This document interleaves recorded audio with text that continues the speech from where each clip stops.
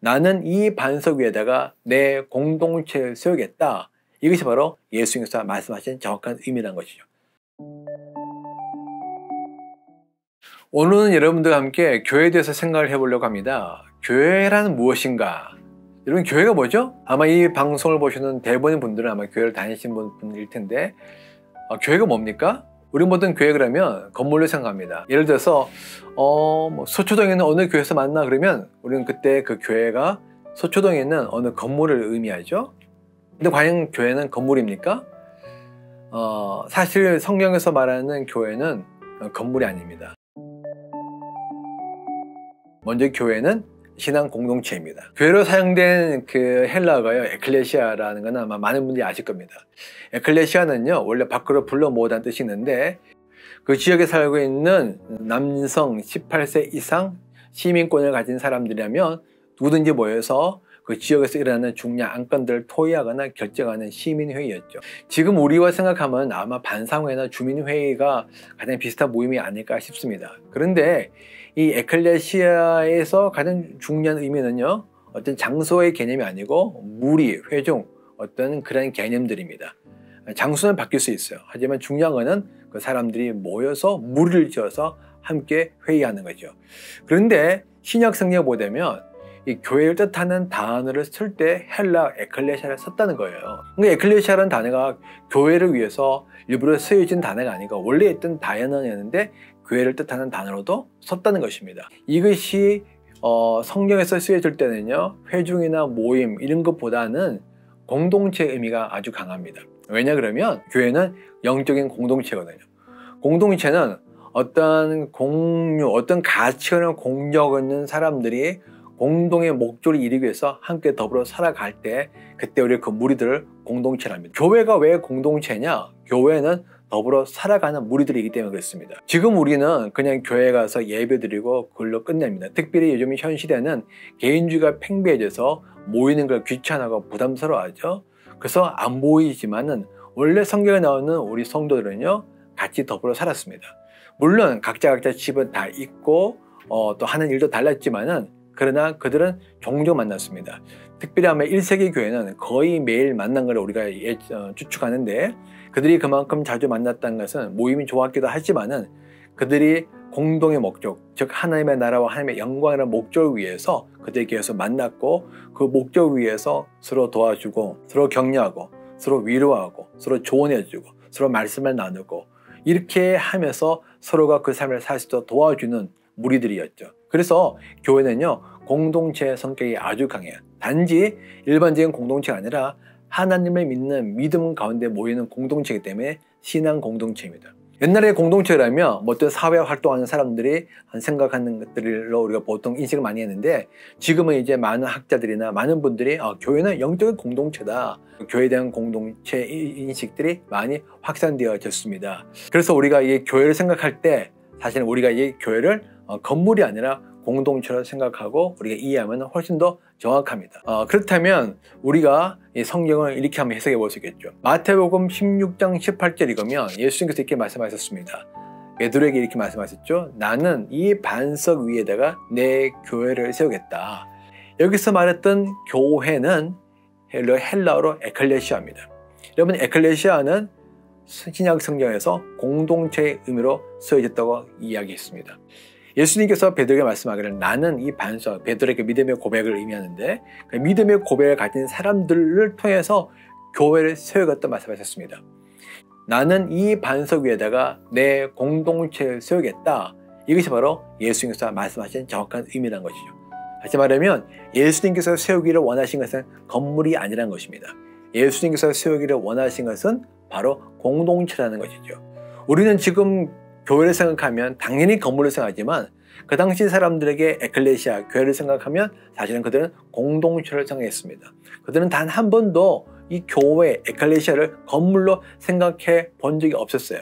성경에 114번의 에클레시아가 사용되어졌는데 모든 에클레시아는 회중이나 모임 또는 공동체로 사용이 되어졌습니다. 근데 사실 성경 보면요, 하나님은 처음부터 공동체로 를 창조하신 분이셨어요. 하나님은 처음에 아담과 하와를 창조하시고 아담과 하와를 쳐서 가정을 공동체에 만드셨습니다. 그리고 그들이 가지고 있는 공동체 안에서 살게 하셨어요. 조금 더 지나서 하나님은 이스라엘이라는 민족 공동체를 부르시고 그 민족 공동체를 통해서 하나님의 구원의 계획들을 이루어 나가셨습니다. 그리고 나서 예수님은 제자들을 불러 모으시고 제자들의 공동체를 이루셨죠. 예수님은 홀로 살지 않으셨습니다. 예수님은 제자들과 함께 더불어 살았습니다. 예수님은 가르치기만 한 것이 아닙니다. 예수님은 가르치고 삶으로 가르침을 보여주었습니다. 그리고 모든 것을 함께 공유하였습니다. 자기의 마음을 나누고 제자들의 마음을 듣고 서로 인격적인 관계를 맺으면서 함께 더불어 살아갔던 공동체였다는 거죠. 재밌는 거는 사도들이 그 성도들을 불러 모아서 공동체를 형성하자고 한 것이 아니란 거예요. 그냥 예수를 믿고 난 다음에 구원받은 자들이 흩어지기 싫어서 서로 모이고 싶어서 사도들의 의도와 전혀 상관없이 그들로 스스로 먼저 공동체를 형성했다는 것입니다. 그리고 난 다음에 나중에 사도들을 불러서 말씀을 듣고 배웠다는 것이죠. 이것은 무엇을 뜻하느냐?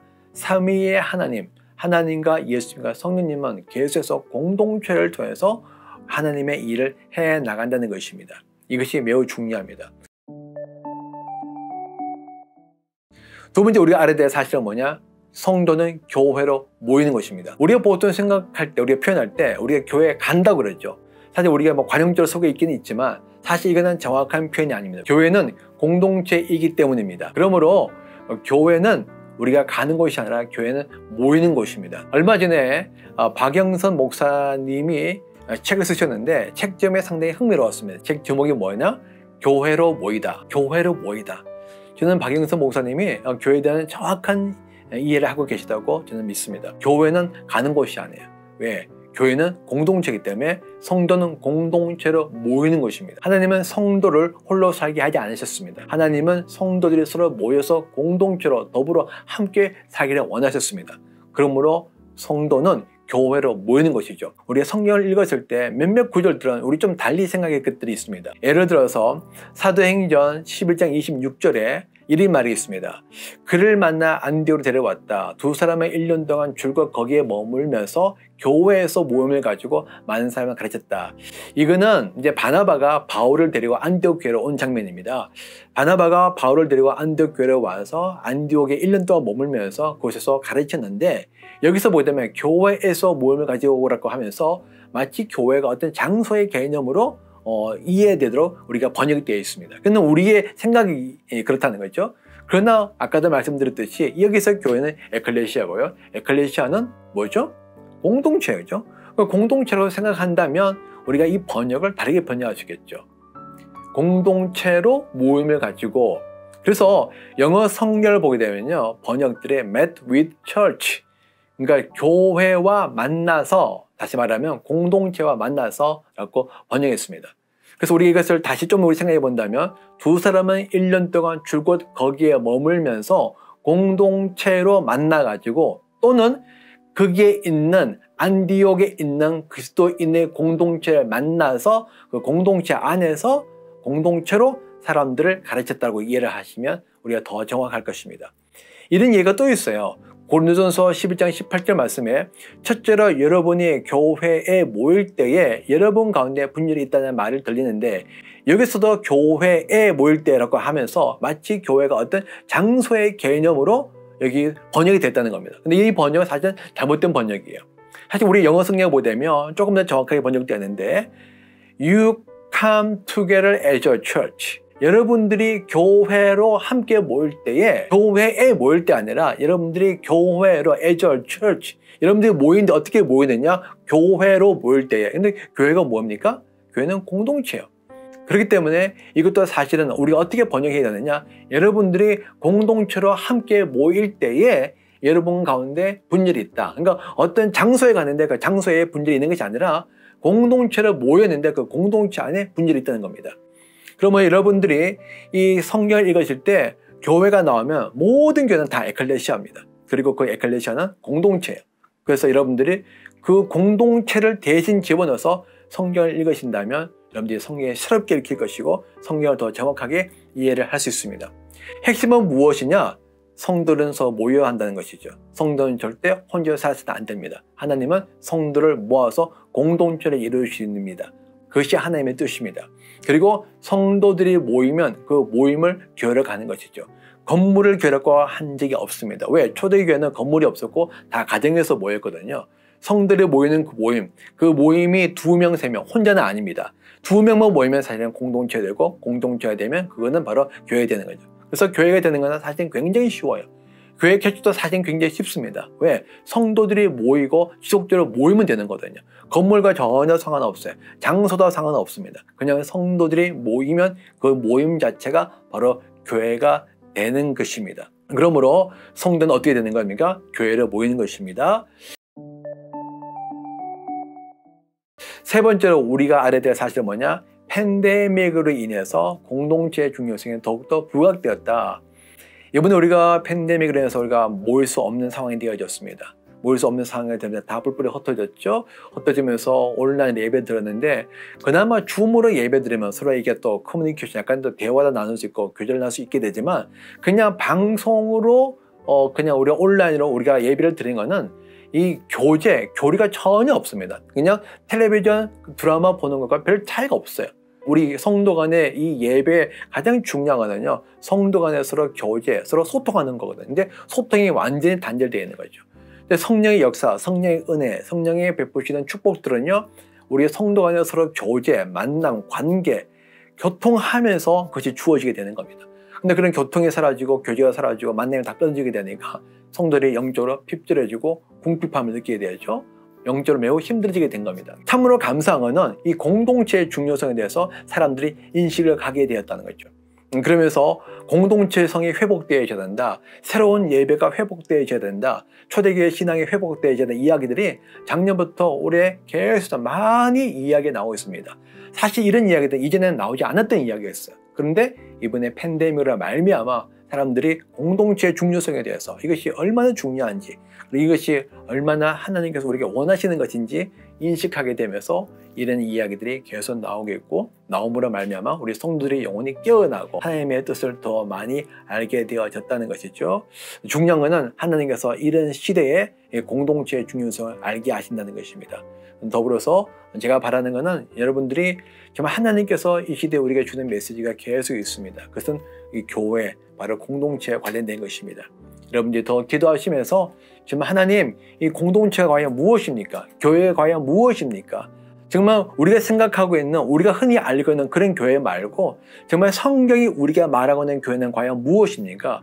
초대교회는 과연 무엇입니까? 그들이 과연 어떻게 살았습니까? 하나님은 정말 이 시대를 우리에게 무엇을 말씀하고 계십니까? 여러분들 계속해서 기도하시면서 하나님의 음성을 더 들으시길 바랍니다. 잠깐 기도하겠습니다. 하나님, 오늘도 우리가 짧은 시간이었지만 교회가 무엇인지 대해서 우리가 함께 말씀을 나누었습니다. 하나님, 교회는 건물이 아닙니다. 교회는 제도도 아니고 조직도 아닙니다. 그런 것들은 하나님의 뜻이 아닙니다. 교회는 성도들이 모여있는 공동체입니다. 작은 무리지만 그 공동체는 주님께 소중한 교회입니다. 주님, 우리가 이 교회의 의미를 다시 회복하기를 원합니다. 그리고 참으로 성도들이 이제 교회로 모이기를 원합니다. 그럴 때 하나님, 이 교회를 통해서 주님의 뜻하시는 놀라운 일들을 행하옵소서. 예수님의 이름으로 감사하며 기도합니다. 아멘.